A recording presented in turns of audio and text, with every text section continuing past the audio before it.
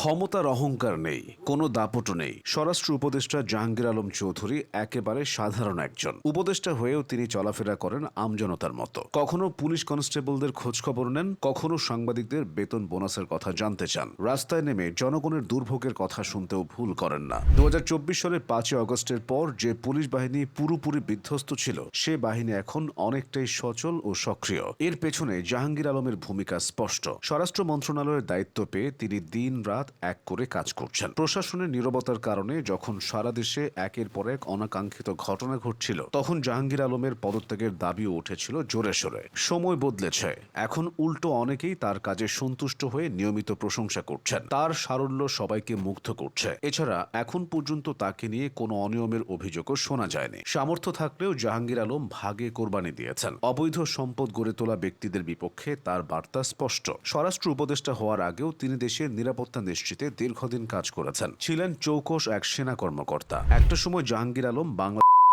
তথা বর্তমান বিজেপির মহাপরিচালক ছিলেন। অতীত কর্মজীবনের এসব অভিজ্ঞতা এখন উপদেষ্টা হিসেবে তার কাজকে সহজ করেছে। স্বরাষ্ট্র মন্ত্রণালয়ের পাশাপাশি কৃষি মন্ত্রণালয়ের দায়িত্ব এখন তার কাঁধে। অন্তর্বর্তী সরকারের উপদেষ্টা পরিষদ গঠিত হলে প্রথম দিকে জাহাঙ্গীর আলম সেখানে ছিলেন না। তখন স্বরাষ্ট্র মন্ত্রণালয়ের দায়িত্বে ছিলেন এম সাখাওয়াত হোসেন। পরবর্তীতে তাকে অন্য মন্ত্রণালয়ে সরিয়ে জাহাঙ্গীর আলমকে এখানে নিয়ে আসা হয়। জাহাঙ্গীর আলম চৌধুরী 1953 সালের 2রা ফেব্রুয়ারি মুন্সিগঞ্জ জেলায় জন্মগ্রহণ করেন। 70 পেরোনো এই মানুষটা শৈশবে এ অঞ্চলের বহু বাকবদল ও আন্দোলন সংগ্রাম নিজ চোখে দেখেছেন। তিনি 1975 সালে স্বাধীন বাংলাদেশের সেনাবাহিনীর আর্টিলারি কর্পসে কমিশন করেন। একজন গানার হিসেবে কর্মজীবনের শুরুতে তিনি কমান্ডিং টু আর্টিলারি ব্রিগেডস এবং ফিল্ড আর্টিলারি রেজিমেন্ট সহ বিভিন্ন দায়িত্ব পালন করেন। জাহাঙ্গীর আলম বাংলাদেশ সামরিক একাডেমির একজন প্রশিক্ষক ছিলেন। এরপর তিনি ইন্টার সার্ভিসেস সিলেকশন বোর্ডে একটি গ্রুপ টেস্টিং অফিসার তথা জিটিও হিসেবে দায়িত্ব পালন করেন। তিনি 1994 থেকে 1996 সালের মধ্যে বসনিয়া হার্জেগোভিনা, রুয়ান্ডা এবং জর্জিয়াতে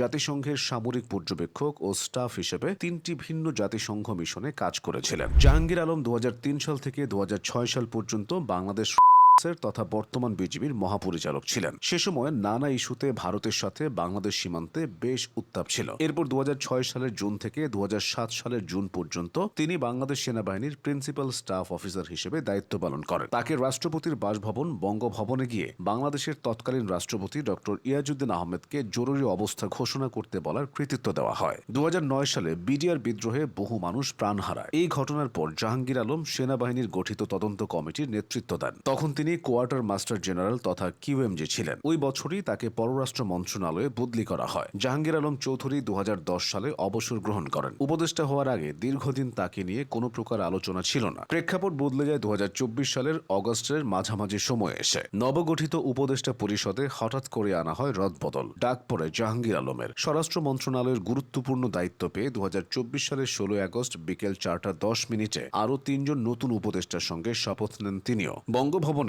তাদেরকে শপথ বাক্য পাঠ করান রাষ্ট্রপতি মোহাম্মদ শাহাবুদ্দিন। সেদিনের পর পেরিয়ে গেছে 10 মাস। স্বরাষ্ট্র উপদেষ্টা হিসেবে সময়ের সাথে নিজের দায়িত্ববোধকে বেশ ভালোভাবেই ফুটিয়ে তুলেছেন জাহাঙ্গীর আলম। তাই একসময় পদত্যাগ চাওয়া মানুষরাও এখন তার প্রশংসা করছে অবলীলায়।